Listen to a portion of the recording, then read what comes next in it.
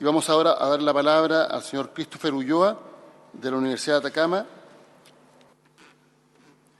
Buenos días a todos, buenos días senadores, gracias por la invitación. Hoy venimos a dar algunas observaciones sobre el proyecto de ley desde la parte técnica y netamente científica asociada a ciencias de la criósfera.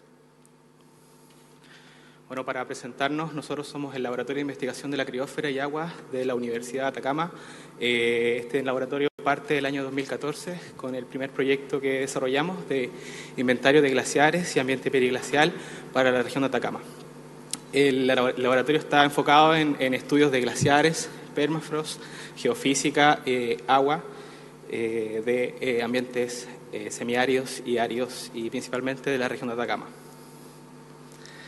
La Universidad de Atacama tiene varios proyectos e iniciativas para potenciar las investigaciones de altura, como por ejemplo el proyecto de laboratorio de altura, que consiste en instalaciones que van a estar instaladas en las cuencas altoandinas, en el altiplano Puna, cerca de los 4.000 metros de altitud, y nos ha apoyado en todas nuestras investigaciones de glaciares y permafrost en altitud.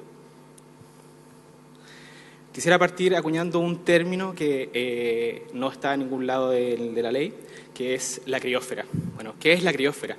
Son todas aquellas zonas con temperaturas inferiores a 0 grados Celsius que contengan agua en su estado congelado, según Zhang and Wang del 2015 en un paper de Cryosphere.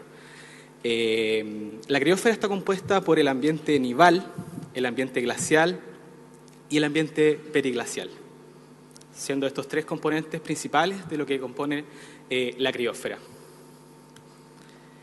¿Cuál es la importancia de la criósfera? Acá el video no se ve, pero se muestra la gran descarga hídrica que proviene del glaciar Los Maranceles, y la criósfera es la principal fuente de agua de la mayoría de las cuencas del norte de Chile, ya que las precipitaciones líquidas en estas cuencas es muy baja, del orden de entre 2 y 14 milímetros por año. Entonces, la mayoría del recurso hídrico proviene de la fusión de la criósfera, tanto del ambiente nival, del ambiente glacial y del ambiente periglacial.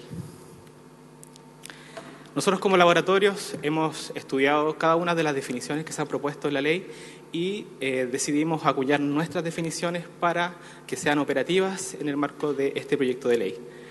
Definimos como un glaciar como una masa de hielo glacial, porque necesariamente tiene que ser hielo glacial, que haya perdurado por al menos 15 años, producto de la recristalización de la nieve, con y sin evidencia de flujo actual o pasado. Esto es súper importante, ya que en el desierto hay algunos glaciares que fueron definidos por Liouvry, que se denominan glaciares reservorios, que tienen casi un nulo flujo o prácticamente no se mueven porque están muy altos y están muy fríos con su base soldada al suelo. La definición que presentamos también, estos glaciares pueden o no presentar cubiertas y estratos detríticos. Y los componentes fundamentales del glaciar es el material detrítico que los compone y el agua líquida, tanto superficial, interna, así como basal.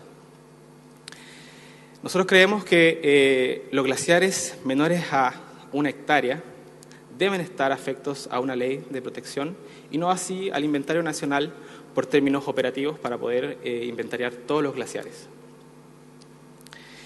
Definimos el permafrost con hielo, que es una geoforma compuesta por una mezcla de detritos y hielo con y sin rasgos geomorfológicos que indican flujo.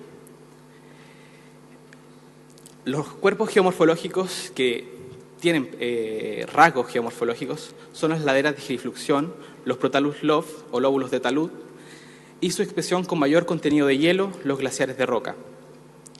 Todos estos cuerpos son identificables mediante técnicas geomorfológicas e imágenes satelitales. Mientras que el permafrost, que no tiene expresión geomorfológica, es identificable solo mediante técnicas geofísicas. Este permafrost con hielo, debido a que almacena una fracción de agua en estado sólido, tiene una incidencia hídrica.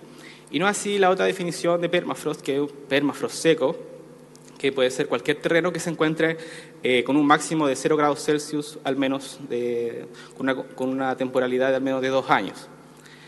Este permafrost no tiene una incidencia hídrica, sin embargo, tiene condiciones criogénicas que podrían formar elementos de la criósfera. También ocupamos la definición de ambiente periglacial de la International Permafrost Association, que indica que son condiciones, procesos y formas que están asociadas a ambientes fríos no cubiertos por glaciares. Es importante destacar que la Asociación Argentina y Sudamericana de Permafrost indica que el ambiente periglacial necesariamente debe tener permafrost con hielo, es decir, debe tener una fracción de agua en estado sólido para que se denomine como ambiente periglacial. Esas son las definiciones que acuñamos para operativizar el proyecto de ley que se propone en este Senado.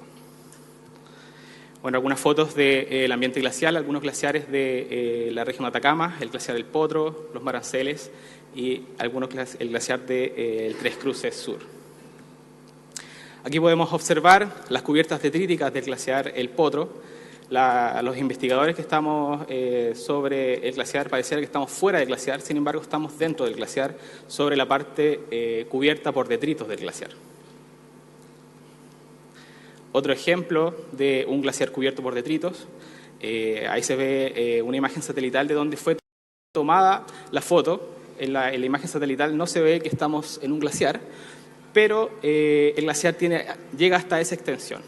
Todos estos rasgos de los glaciares cubiertos son identificables mediante técnicas geomorfológicas y imágenes satelitales de alta resolución.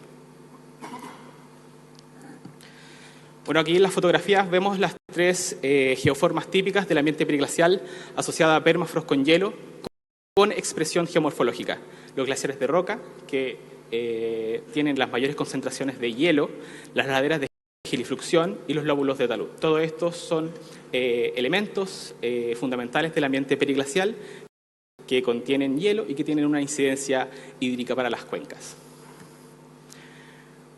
Bueno, estos rasgos geomorfológicos permiten inventariar cada uno de estos cuerpos, y eso fue lo que hicimos nosotros el año 2014, inventariando 1.630 kilómetros cuadrados de geoformas con contenido de hielo designables al ambiente periglacial en términos de glaciares de rocas, laderas de gilifluxión y Brutalus lobes.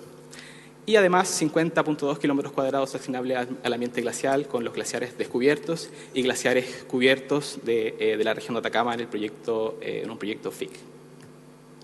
Bueno, aquí vemos un poco de la estructura de la criósfera, compuesta por el ambiente glacial, el ambiente periglacial y el ambiente nival. Vemos cada uno de los elementos que componen cada subsistema del sistema de la criósfera, con distintas concentraciones de hielo en sus distintos términos. Existe una gran cantidad de permafrost con hielo que no presenta expresión geomorfológica, y tal es el caso que presentamos de las cuencas altoandinas. Esta zona donde está situada la camioneta es un gran núcleo de permafrost que no tiene expresión geomorfológica, pero que se ha identificado mediante técnicas geofísicas que indican la presencia de hielo en el subsuelo, ¿ya?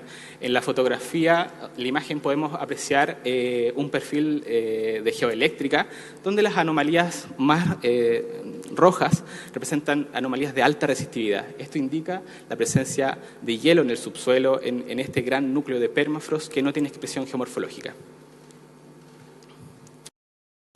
El ambiente nival también es fundamental de la criósfera. Y aquí vemos, bueno, tampoco se ve el video, pero se muestra la variación año a año de la cobertura nival, y vemos que en las zonas con mayor anomalía de cobertura nival se presentan las principales reservas criosféricas en términos de glaciares de roca y los otros cuerpos de permafrost con hielo. Entonces existe una relación directa entre las anomalías de nieve y los elementos de las reservas criosféricas. Es importante la nieve debido a que la mayoría de las cuencas representa sobre un 70% de la producción teórica de agua en las cuencas del norte de Chile. ¿Ya? Este es un gráfico de la producción teórica de agua en comparación entre lo que son las reservas y los recursos criosféricos, ¿ya? Las reservas son los glaciares y el permafrost con hielo, y los recursos criosféricos es la nieve que precipita y se fusiona o sublima el mismo año. ¿Cómo gestionamos nosotros el recurso hídrico en nuestras cuencas hidrográficas? A través de la identificación de las reservas y de los recursos criosféricos. Las reservas se identifican a través de los inventarios de glaciares y ambiente periglacial, mediante técnicas geomorfológicas, técnicas de teledetección y procesamientos GIS. Acá podemos ver la distribución de cuencas estratégicas y algunas de las cuencas en la parte central del Copiapó, si bien no presentan una cantidad importante de glaciares y reservas, sí presentan una cantidad fundamental y estratégica de nieve. Es decir, son estratégicas por su concentración de nieve y no así por su concentración de glaciares. Acá vemos el mismo resultado, pero en un ambiente GIS, donde se puede equiparar cuencas como el Manflas y cuencas como el río Cachito en términos de cantidad de nieve que precipita. Entonces, hay cuencas que están en zonas más áridas que concentran una gran cantidad de nieve y recursos hídricos asociados a la fusión de la nieve. Bueno, y como laboratorio nosotros proponemos otro objetivo para la ley, que es la protección de la criósfera como reservas estratégicas de recursos hídricos y proveedora de agua para la recarga de cuencas hidrográficas y la preservación de la biodiversidad como fuentes de información científica y para el turismo sustentable y no así segregarla en glaciares, ambiente periglacial y permafrost. Y algunos de los fundamentos que entregamos son que todos los glaciares cubiertos y de roca deben ser protegidos por la ley de protección de la criósfera, que se impida su intervención directa en su estructura, así como el curso natural de las aguas desde hielo hacia acuíferos y ríos asociados. Los inventarios de glaciares y glaciares de roca deben considerar cuerpos superiores a 1 hectárea para términos operativos, para poder realizarlo, y el Servicio de Evaluación Ambiental debe evaluar caso a caso en los proyectos que ejecuten en zonas criosféricas, exigiendo un inventario de glaciares sin importar su tamaño y de permafrost con hielo, con expresión geomorfológica y de nieves. Eso es todo. Gracias por su atención. Vamos a dar entonces la palabra ahora al señor Ayón García, también de la Universidad de Atacama. Y le agradeceríamos que respetara los tiempos porque estamos ya atrasados respecto de las demás presentaciones. Muy buenos días a todos. Como siguiendo con la línea que venía presentando mi colega, nosotros venimos a presentar algunos antecedentes para una ley de la criósfera. No me voy a abocar tanto a lo que respecta a definiciones y esa temática porque creo que ya ha sido lo suficientemente abordado. Bueno, un poco nuestro laboratorio está enmarcado en el Instituto de Investigaciones Científicas y Tecnológicas de la Universidad de Atacama, que está con una fuerte componente en investigaciones de altura. Hay un gran compromiso de la Universidad de Atacama en abordar estas temáticas. Bueno, nuestro lema es Universidad Minera, pero una minería también responsable. Ya líneas generales que voy a presentar, bueno, la criósfera que tenemos en la región de Atacama, la afectación de los glaciares por la actividad minera, una ley de protección de la criósfera y nosotros vamos a entregar algunas herramientas para poder implementar esta ley. Bueno, la criósfera de la región de Atacama está compuesta por glaciares y ambiente periglacial. Hicimos un estudio donde logramos identificar una gran cantidad de cuerpos en lo que respecta a la región de Atacama. Esto fue publicado en una revista internacional y bueno, también logramos obtener algunas conclusiones bastante importantes, ¿ya? Como que hacia el norte del país desaparecen los glaciares a la latitud de los 27 grados y más al norte solamente hay presencia de cuerpos de tipo permafrost, ¿ya? O sea, solamente tenemos nuestras reservas de hielo más al norte son únicamente por el hielo contenido en el permafrost. Entonces, realmente es muy importante su protección para poder asegurar la disponibilidad hídrica. Bueno, el 90% del área criosférica corresponde a suelos congelados y también hay una gran parte, como comentaba mi colega, que no presenta expresión geomorfológica. Entonces eso nos pone un reto de cómo lo manejamos, ¿ya? Bueno, ahí también Christopher presentaba la imagen donde se ve muy claramente lo que es el permafrost. Ahí tenemos un fragmento de detritos mezclado con hielo. Nosotros trabajamos en la validación de un modelo de distribución de permafrost. Ahí se puede ver la superposición con el inventario, con el modelo de permafrost, y si se fijan, hay mucha más área que tiene potencial de generar permafrost. De hecho, solamente el 10% del área que el modelo dice que debería haber permafrost presenta expresión geomorfológica, ¿ya? Entonces, hay mucha más área de permafrost que no la presenta. Entonces, realmente es muy importante implementar modelos que nos permitan conocer su distribución.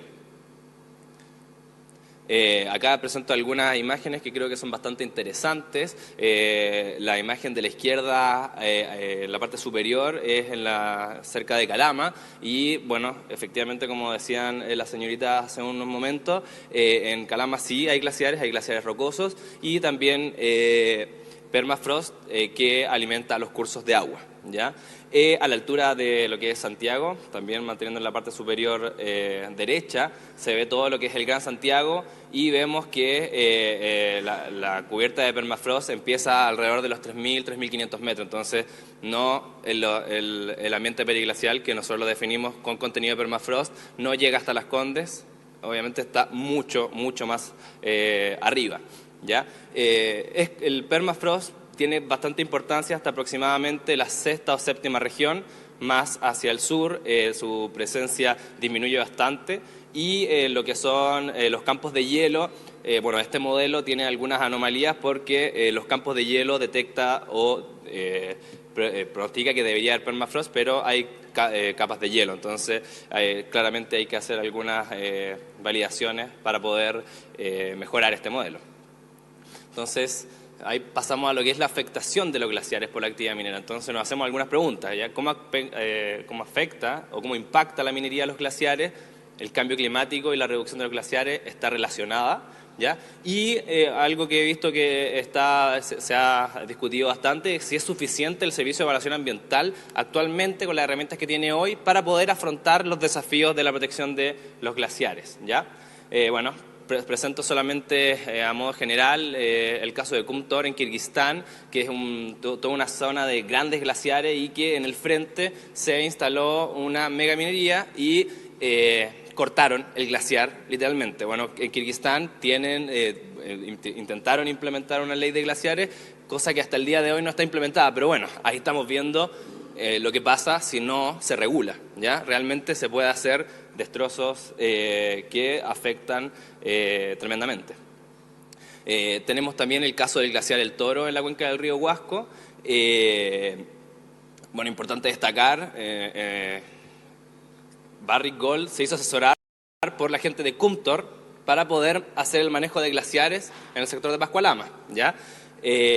Aquí estamos viendo la evolución que tuvo la disminución del glaciar Toro. Claramente en un inicio hay un tema de cambio climático que fue reduciendo los glaciares, pero bueno, lamentablemente no se ve, pero luego empezaron a pasar caminos por encima, y finalmente el glaciar se vio reducido a un espacio muy pequeño, ¿ya? O sea, hay una tendencia climática que está reduciendo los glaciares, eso es verdad, pero si intervenimos, si hay una intervención antrópica, obviamente se van a reducir mucho más rápido. Nosotros en la región de Atacama hemos calculado un 34% de reducción en los últimos 50 años, y algunas estimaciones preliminares dicen que para el año 2050 no debería haber gran cantidad de área cubierta por glaciares en nuestra región. Solamente los glaciares más grandes deberían estar quedando. Entonces, realmente es muy preocupante realizar intervención en estos cuerpos considerando el cambio climático al que estamos enfrentándonos. Entonces, bueno, pasamos a la pregunta de si es suficiente con el Servicio de Evaluación Ambiental.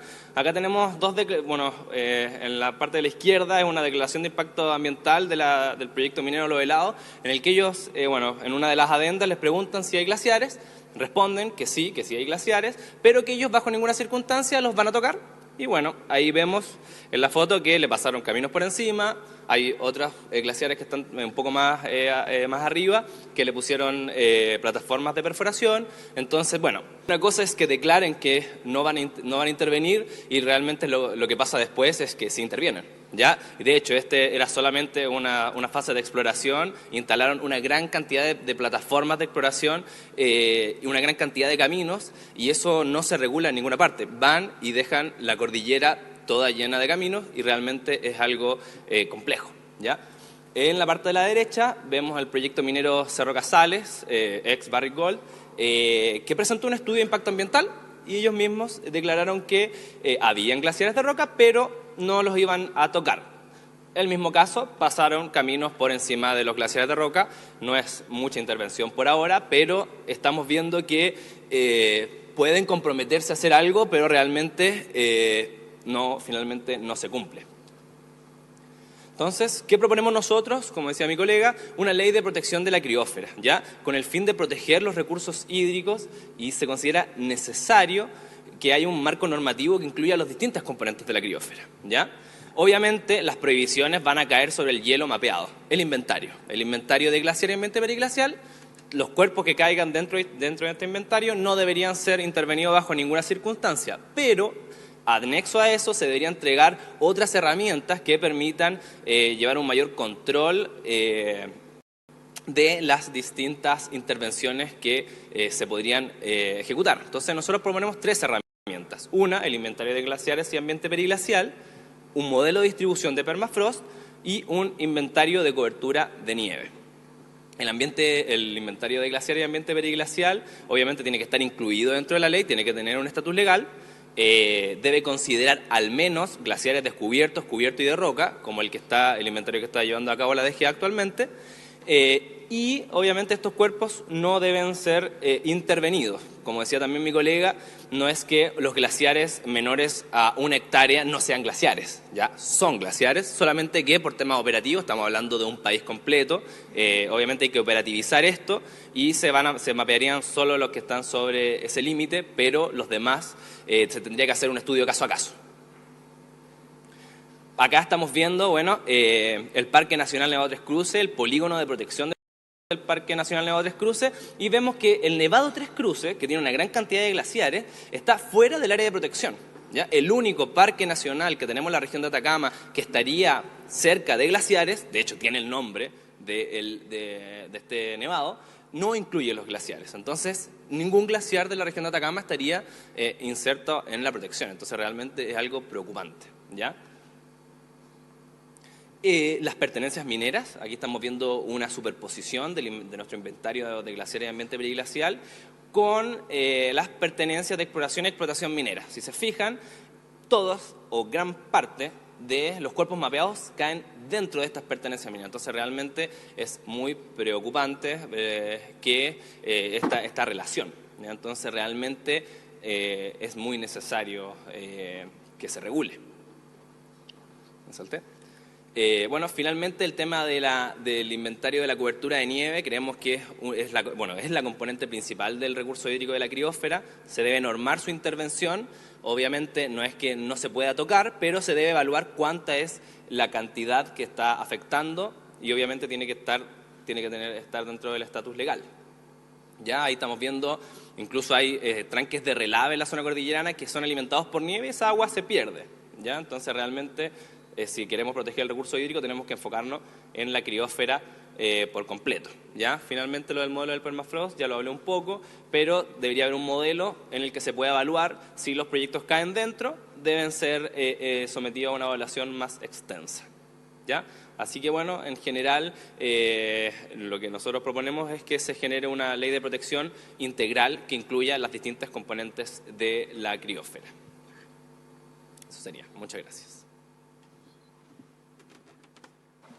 Agradecemos a John García por su intervención y ahora le damos la palabra a Juan Holguín de la Federación de Trabajadores del Cobre. Muy buenos días, señor presidente.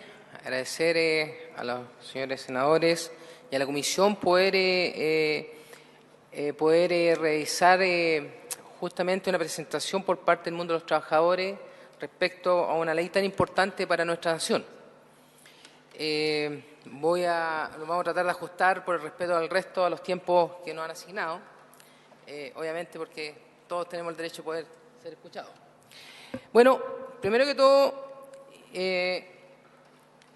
indicar que queremos hacer una reflexión.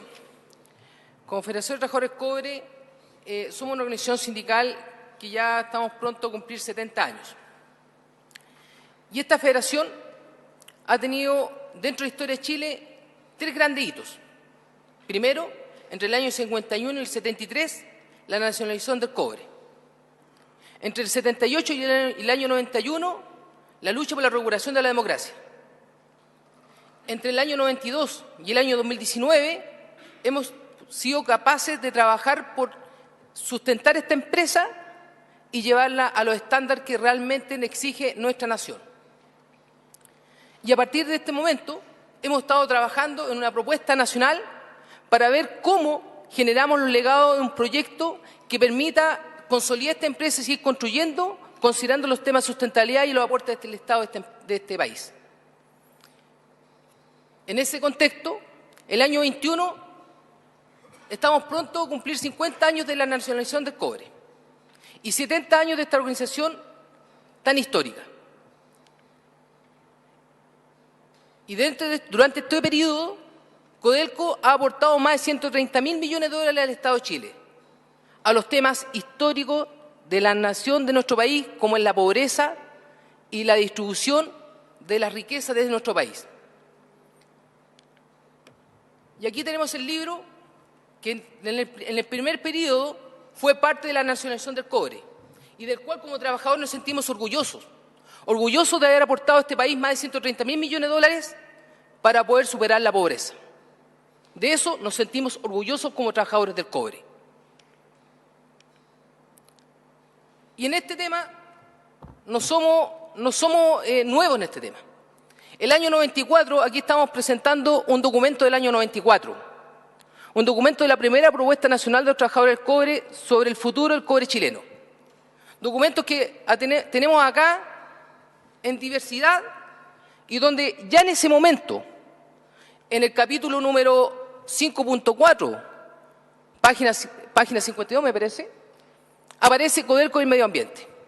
Y en ese momento ya nosotros como trabajadores del cobre veíamos la necesidad de regular el tema de polución, veíamos la necesidad de regular el tema de medio ambiente, el tema hídrico. Y también dábamos la necesidad del Estado de Chile poder generar los recursos, dotar la empresa del Estado para poder llevar a los estándares que realmente requiere y que se está discutiendo hoy día en esta sesión. Pero sin embargo, ¿qué nos pasó? ¿Cuál fue la responsabilidad del Estado respecto a dotar los recursos para poder llevar a esta empresa a los estándares que realmente necesitábamos? En esta lámina, que puede ser un poco enredada, pero si uno sigue el flujo, vemos cómo a partir del año 71, de la nacionalización del cobre, fueron pasando hitos de cuando producíamos 600.000 toneladas. Pasamos a 1.700.000 toneladas al año 2015, sin antes haber pasado el año 95, con el gran acuerdo del duplicar valor de Codelco.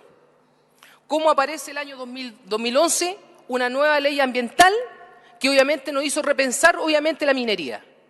Y cómo hemos llegado al año 2019 con una deuda de 15.000 millones de dólares, donde el Estado no ha sido capaz de poner los recursos necesarios para llevar la empresa a un estándar que como corresponde.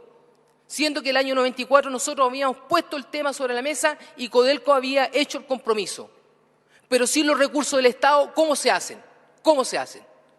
Por el contrario, hemos llevado a endeudamiento a esta empresa, a ponerla en riesgo. Y nos exigen, obviamente, llevar un estándar medioambiental que estamos de acuerdo, pero eso se hace con recursos.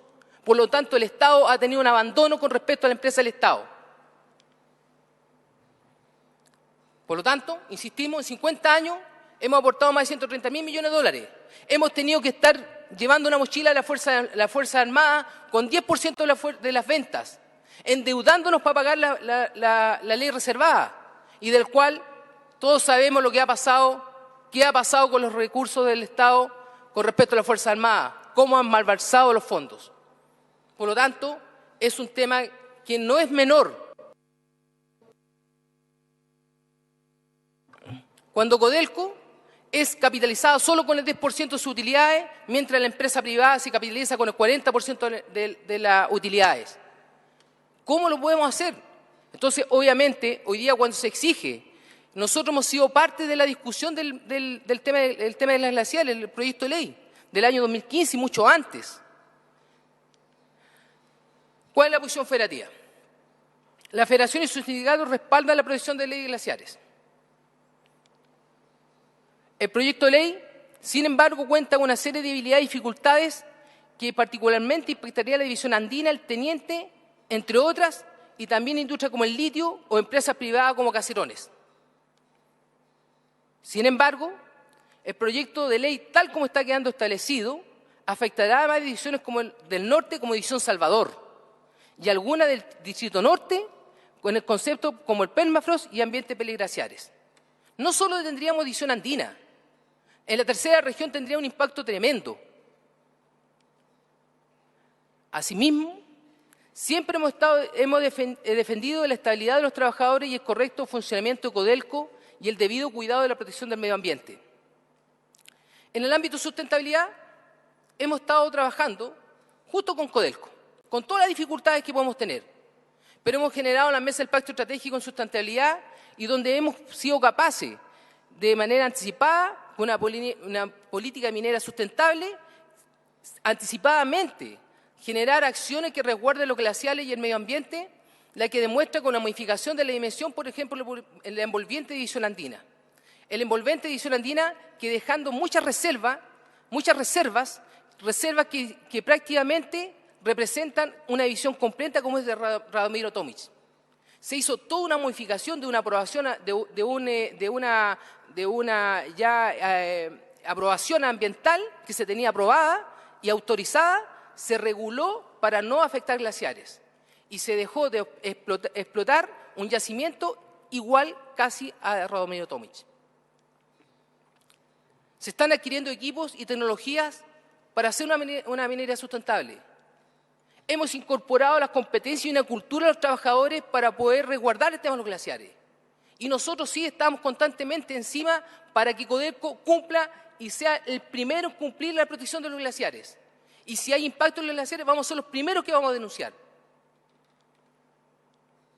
Sin embargo, la condición del proyecto de ley genera, como se está generando, la prohibición total en actividades en glaciares, en el ambiente peliglacial y permafrost.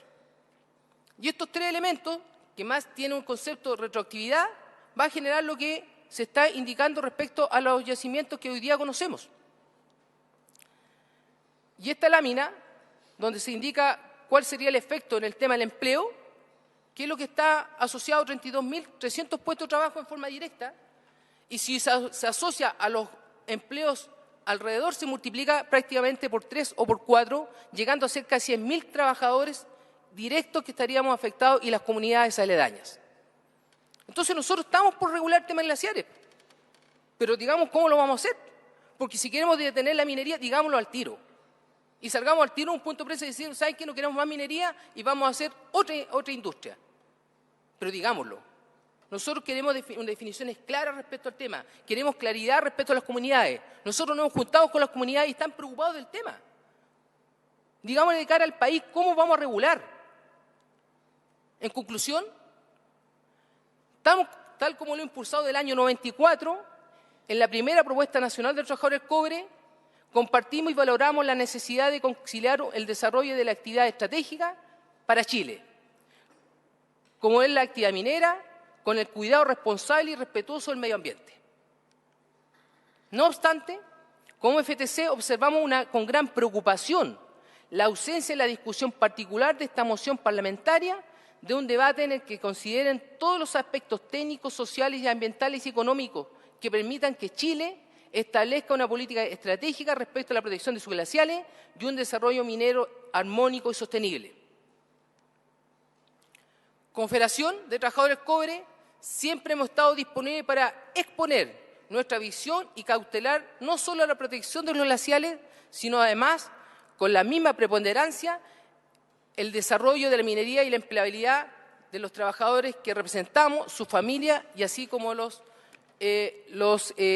impactos socioeconómicos de la sociedad donde están insertos la sociedad. Nosotros somos trabajadores, somos vecinos y por lo tanto nosotros como trabajadores y vecinos no vamos a querer para nuestra sociedad y para nuestros hijos un futuro que no los complique. Nosotros estamos disponibles a discutir el tema, estamos disponibles a ir a terreno con los parlamentarios, con quien corresponda, para demostrar en terreno cómo se está haciendo una medida sustentable. Por lo tanto, señor presidente, esta es nuestra visión como Federación de Trabajadores del Cobre. Creemos que es necesario tener la posibilidad de compatibilizar un resguardo adecuado de los glaciares, pero también un desarrollo sustentable.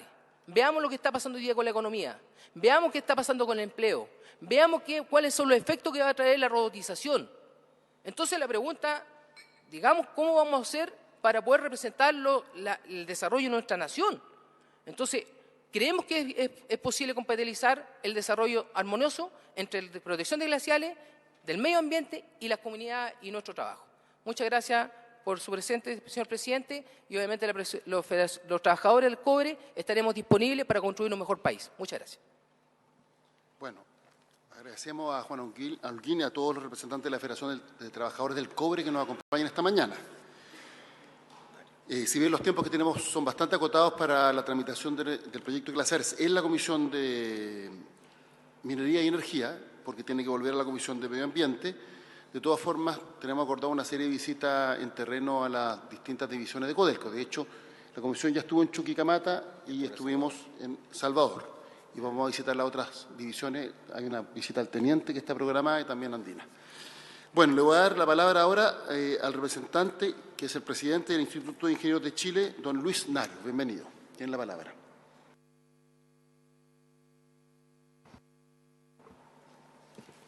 Bueno, muchas gracias, señores senadores, por recibirnos. La presentación misma la va a hacer el señor Illanes. Y lo único que quería decir nomás es que el Instituto de Ingenieros es un centro de estudios. Nosotros constantemente, desde que se creó el instituto, que fue el año 1888, hemos estado preocupados del desarrollo de este país. Y quería poner un ejemplo. El año 1889, un año después de creado el instituto, había una presentación que hizo, un estudio que hizo, para ver cómo se podía mejorar las viviendas dignas y saludables para los obreros. Con eso quiero demostrar que nuestra esfera de atención es muy amplia.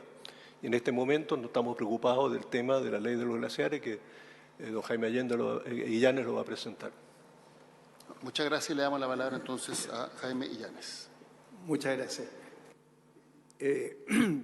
Voy a referirme a los siguientes puntos.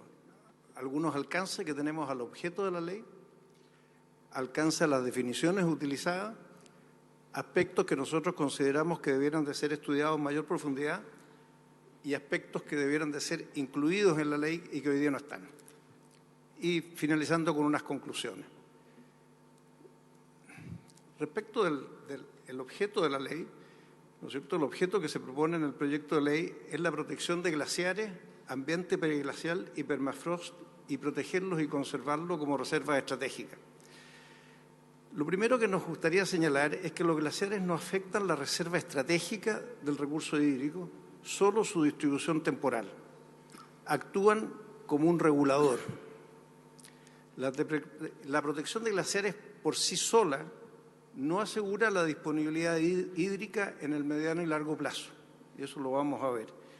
La mayor disponibilidad del recurso hídrico en el tiempo estará asociada necesariamente con una mayor capacidad de almacenamiento. Si dejamos que el agua escurra hacia el mar, no hemos ganado nada. Y por eso creemos que también hay que pensar en embalse o inyección del agua a los acuíferos.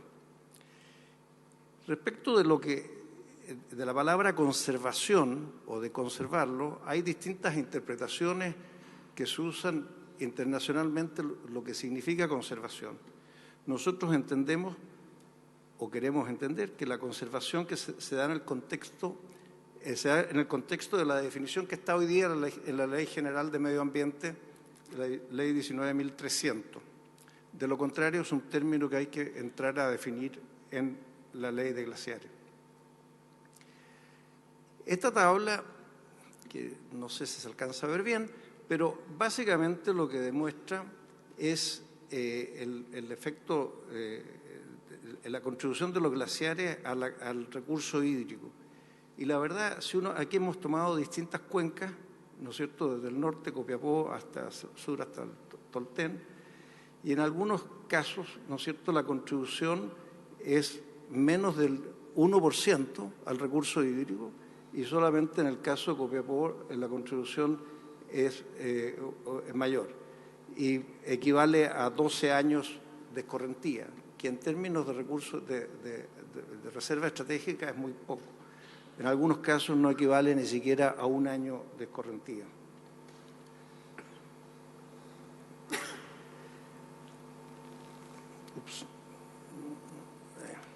Este gráfico muestra, además, que dependiendo de la cuenca, el comportamiento de los glaciares como contribución al régimen hídrico es distinto.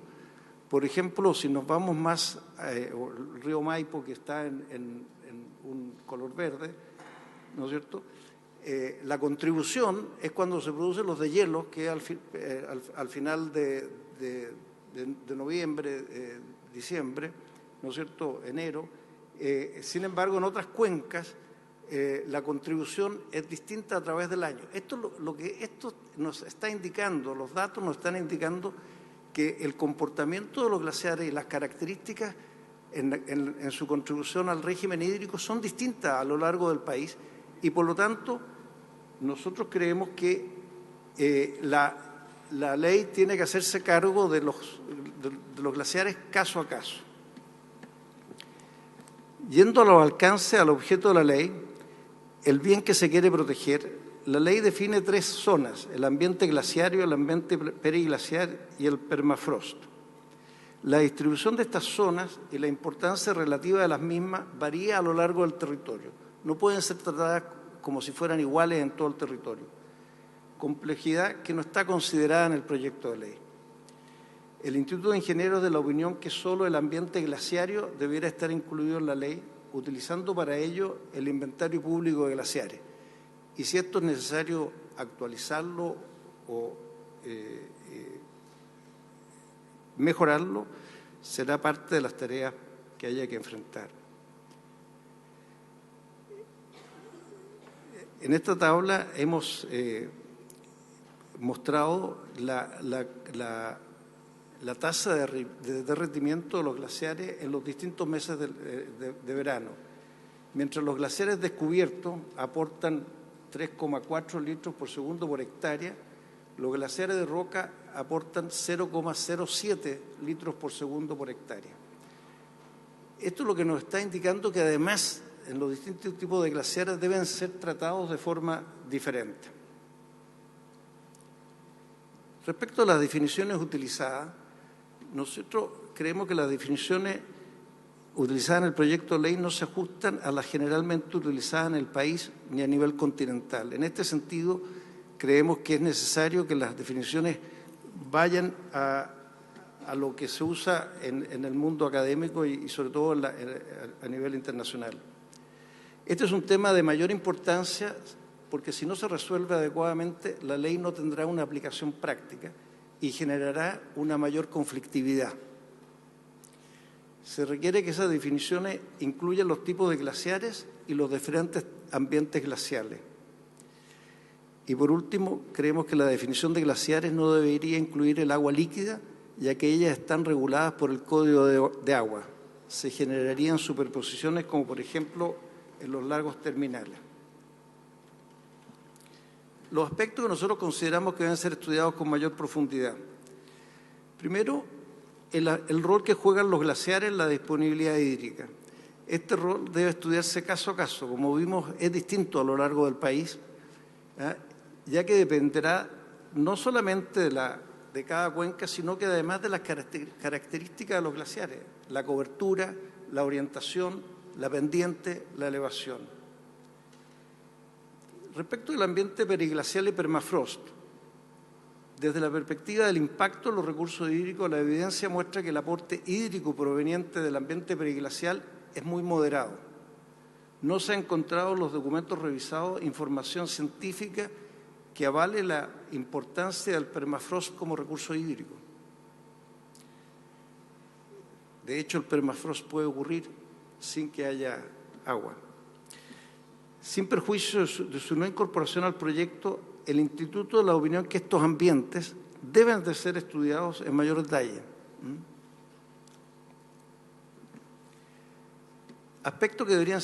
Otros aspectos que deberían ser estudiados con mayor profundidad son los posibles efectos del proyecto de ley. Por de pronto, el impacto que tiene el proyecto de ley sobre la biodiversidad en los diferentes sectores de la economía, específicamente el empleo, directo e indirecto, en las ciudades que se podrían ver afectadas por una ley como esta.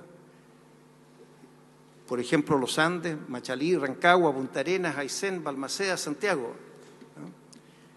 La conectividad interna y externa, un proyecto tal como el que está presentado, podría tener un problema con la conectividad de Chile hacia el extranjero y en regiones internas en el país. O sea, la región de Aysén podría quedar severamente afectada, como un ejemplo. Magallanes es otra. También hay que evaluar el efecto en la infraestructura pública y privada. Y por último, creemos que es necesario verificar, si se aplican los conceptos que están en el proyecto de ley, si este proyecto requiere una consulta indígena, porque tal como está presentado, está afectando territorios indígenas y habría que hacer una consulta previa en el marco del convenio 169. Creemos que esta es una materia que hay que estudiar. Respecto del cambio climático y glaciares, creemos que también este es un tema que hay que estudiar en mayor detalle. Es posible que el cambio climático en el futuro cercano tenga un efecto mayor que cualquier actividad antrópica en los glaciares. Es necesario entender mejor el efecto que el cambio climático tendrá sobre los glaciares en Chile. Por último, creemos que es necesario ver la experiencia internacional.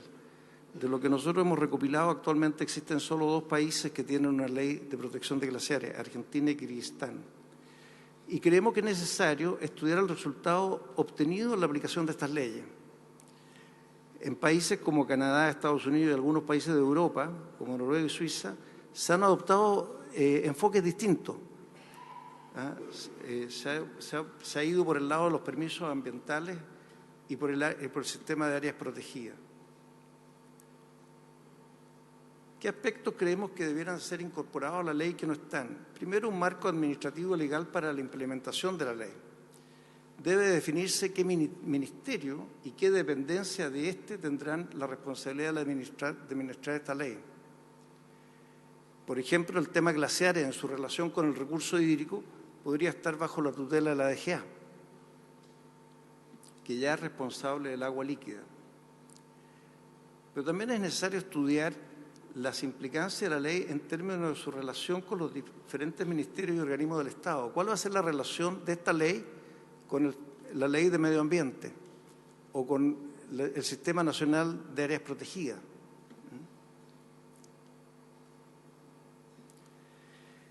Vemos ausente en la ley todo el tema de desastres naturales. Una ley como la que se propone debería incorporar una sección destinada a los posibles desastres naturales provenientes de los glaciares, especialmente ahora pensando en lo que significa el cambio climático.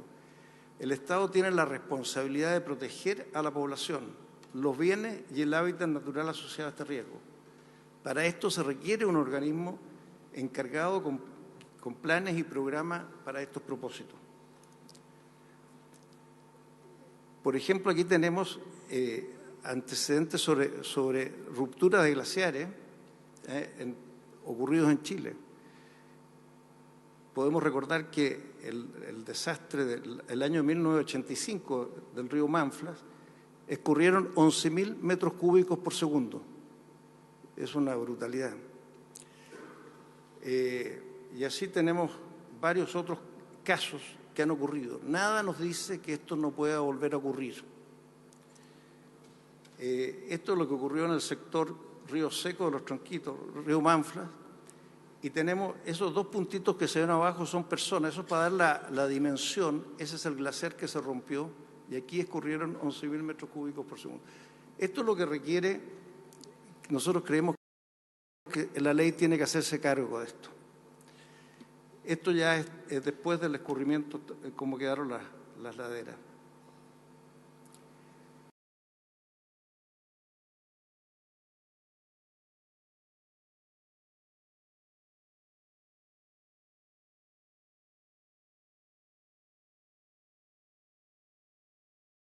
Creemos que también la ley debe incluir un acápite sobre investigación y educación. Es necesario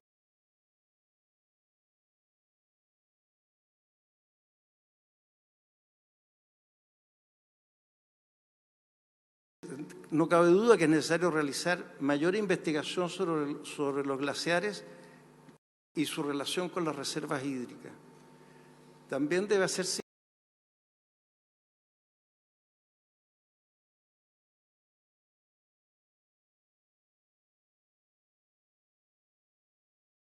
investigación en áreas como el ambiente periglacial y el permafrost, aunque no queden incluidas en la ley. Adicionalmente, existe una dinámica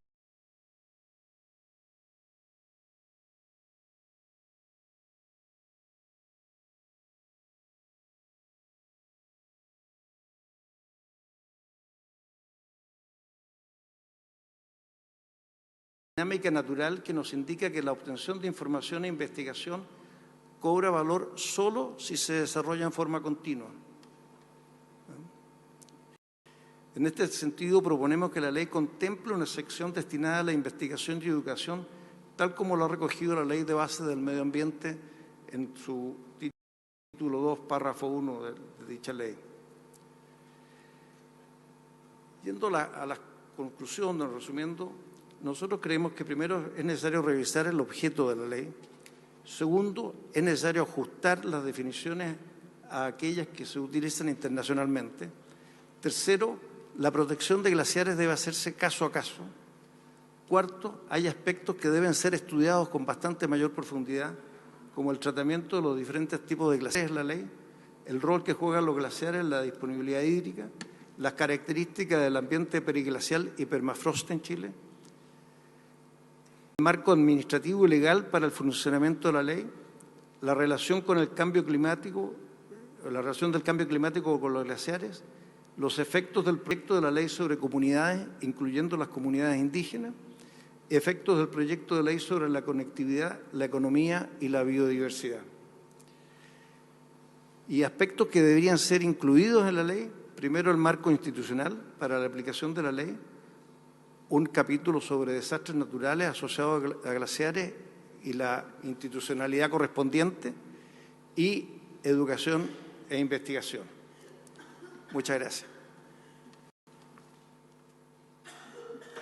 Agradecemos la intervención de Jaime Llanes, presidente de la Comisión de Glaciares, y por cierto de Luis Narios del Instituto de Ingenieros de Chile.